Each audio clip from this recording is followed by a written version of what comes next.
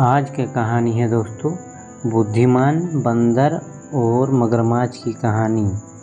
तो चलिए दोस्तों हम सुनाते हैं। एक था घना जंगल जहाँ जानवर एक दूसरे के साथ बहुत प्यार से रहा करते थे।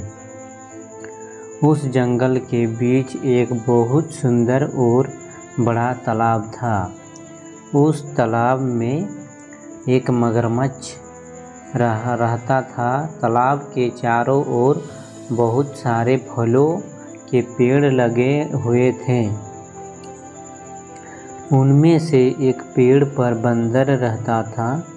बंदर और मगरमच्छ एक दूसरे के बहुत अच्छे दोस्त थे। बंदर पेड़ से मीठे और स्वादिष्ट फल खाता था और साथ ही अपने दोस्त मगर को भी देता था।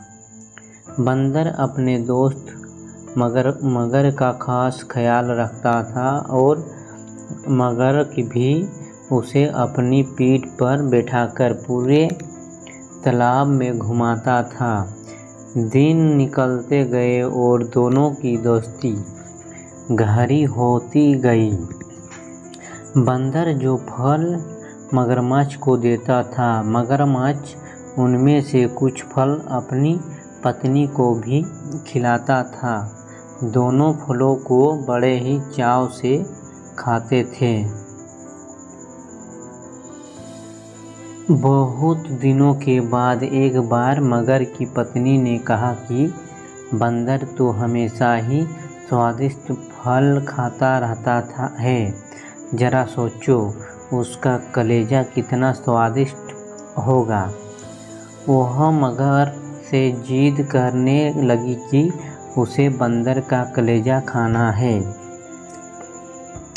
मगर ने उसे समझाने की कोशिश की लेकिन उसने नहीं माना और वो मगर से रूठ गई। अब मगर को न चाहते हुए भी हाँ बोलना पड़ा।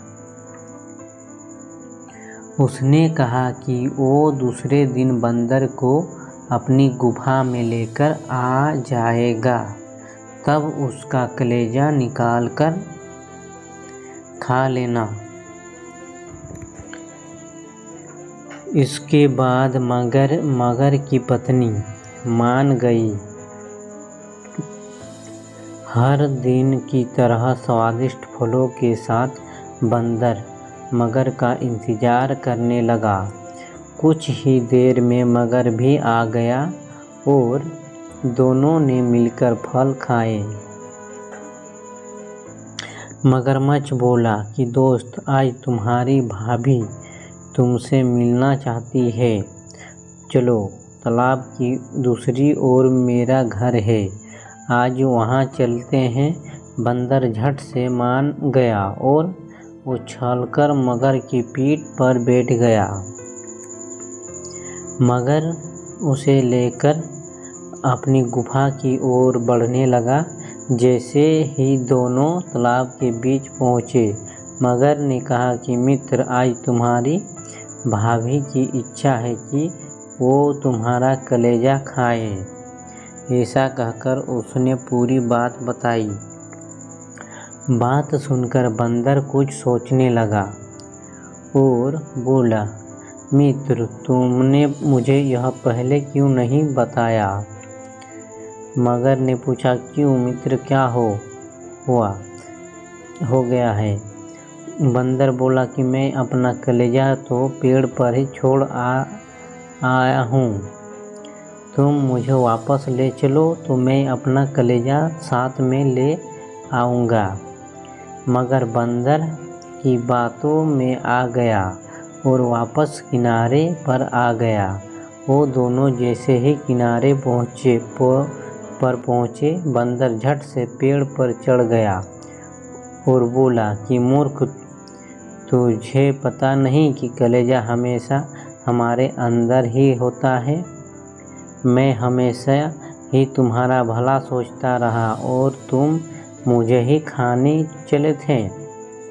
कैसी मित्रता है यह तुम्हारी, चले जाओ यहाँ से। मगर अपनी करनी पर बहुत शर्मिंदा हुआ और उसने बंदर से माफ़ी मांगी, लेकिन अब बंदर उसकी बातों में नहीं आने वाला। कहानी से सीख। इस कहानी से हमें यह सीख मिलती है दोस्तों कि संकट के समय हमें घबराना नहीं चाहिए। मुसीबत के समय अपनी बुद्धि का उपयोग कर उसे दूर करने का उपाय सोचना चाहिए।